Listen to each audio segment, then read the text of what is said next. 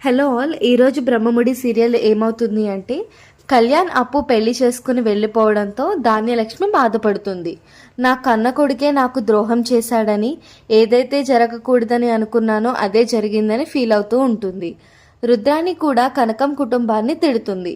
స్నేహం స్నేహం అని చెప్పి ఈ కన్న తల్లికే ద్రోహం చేసి వెళ్ళాడు అని ఏడుస్తుంది ధాన్యలక్ష్మి. ప్రకాష్ ఇలా అంటాడు, ఎందుకు ఏడుస్తావు? నీ మనసులో ఏముందో చెప్పావు, కానీ వాడి మనసును అర్థం చేసుకున్నావా? నీ ఇష్టాలు రుద్దావు. నీ కోసం ఇన్నాళ్ళు భరించాడు. అప్పు దూరం అవుతుందని తెలిసి భయపడ్డాడు. ఇంక నుంచి వాడు చాలా సంతోషంగా బతుకుతాడు అని చెప్పి ప్రకాష్ అంటాడు. అప్పుడు ధాన్యలక్ష్మి, ఏముందని బతుకుతాడు? ఏం చేసి బతుకుతాడు? రోడ్డు మీద పడ్డాడు. ఆ అప్పు అనే మహమ్మారి దాపరించినప్పటి నుంచి వాడి బతుకు బజారు పడుతూనే ఉంది. ఇప్పుడు రోడ్డున పడింది అని చెప్పేసి అంటూ ఉంటుంది ధాన్యలక్ష్మి. అప్పుడు సుభాష్, ఇది అనుకోకుండా జరిగింది. కళ్యాణ్ ఎక్కడున్నా వాడు దుగ్గిరాల వారసుడే. ఈ కోపాలు పంతాలు ఎప్పుడూ ఉండవు అని చెప్పేసి సుభాష్ అయితే అంటాడు. అప్పుడు రుద్రాణి, దీనంతటికీ సూత్రధారులు కావ్య, స్వప్న, ఆ అప్పు. వీళ్ళు మన ఇంటి సంతోషాన్ని, ఆస్తులను బొమ్మలాటలుగా అమ్మేస్తున్నారు అని అంటుంది. అప్పుడు స్వప్న, ఏం మాట్లాడుతున్నావత్త? నీ కొడుకు ఆస్తి దోచుకున్నామా? నీ మొగుడు ఆస్తి దోచుకున్నామా? ఈ దుగ్గిరాలి ఇంటి ఆస్తి దోచుకున్నామా? మా 3 జంటల్లో అప్పు కళ్యాణ్కి న్యాయం జరిగింది. ఉన్నా లేకున్నా వాళ్ళు ఆనందంగానే ఉంటారు అని చెప్పేసి స్వప్న అంటుంది. అప్పుడు రుద్రాణి, నోర్మి, మీరెంత మోసం చేసి పెళ్లి చేసుకున్నారో మర్చిపోయారా అని రుద్రాణి అంటుంది. అప్పుడు కావ్య, అవును మోసమే చేశాం. అయితే ఇప్పుడేంటి? ఇప్పుడు జరగాల్సింది కాకుండా సంవత్సరం క్రితం తవ్వుతున్నారు.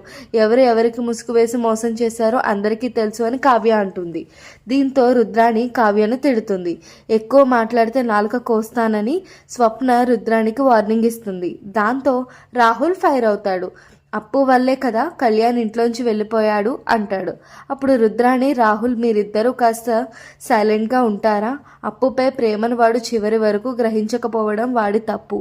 ఇది ఇందిరాదేవి అంటుంది. అప్పుడు ధాన్యలక్ష్మి, నువ్వు రాజ్ కలిసి నా కొడుకును అప్పుకిచ్చి పెళ్లి చేశారు. ఇప్పుడు నేను బాధపడుతున్నాను. నాకెవరు న్యాయం చేస్తారు అని ధాన్యలక్ష్మి అంటుంది. అప్పుడు రుద్రాణి, ఇంకేం చేస్తారు? రాజ్ను కొంగును ముడి వేసుకుని అంతా చేసింది కావ్య. కళ్యాణ్ కూడా తను చెప్పినట్టు చేసేలా చేస్తుంది అప్పు. ఈ ఇంటికి రాకుండా కూడా చేస్తారు అని రుద్రాణి అంటుంది. అప్పుడు అపర్ణ, ఆపు రుద్రాణి, నీకు అన్ని విద్యలు తెలిసినట్లు మాట్లాడుతున్నావు. మరి నువ్వెందుకు నీ మొగుడిని కొంగును ముడివేసుకోలేదు? మా ఇంటి మీదకు వచ్చి పడ్డావు. నువ్వు మీ సొంత ఆడపడుచును కాదు, పరాయి పంచన ఉండేదానివి, హద్దులో ఉండు అని చెప్పేసి అపర్ణ అంటుంది.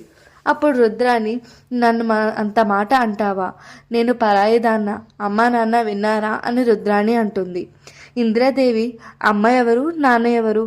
భర్తను వదిలేసి వస్తే ఇంతకాలం సానుభూతితో నిన్ను తమలో కలుపుకున్నాము. కానీ వాళ్ళ మధ్య వివాదాలు సృష్టించాలని చూస్తే నువ్వెవరు, మేమెవరు అని చెప్పేసి ఇందిరాదేవి అంటుంది. ఇందిరాదేవి మాటలకు రుద్రాణి ఏడుస్తూ వెళ్ళిపోతుంది. రాహుల్ కూడా వెళ్ళిపోతాడు. ధాన్యలక్ష్మి, నువ్వు దుఃఖంలో ఉన్నావు. కన్నీళ్లతో ఉంటే నిజమేంటో గ్రహించలేం.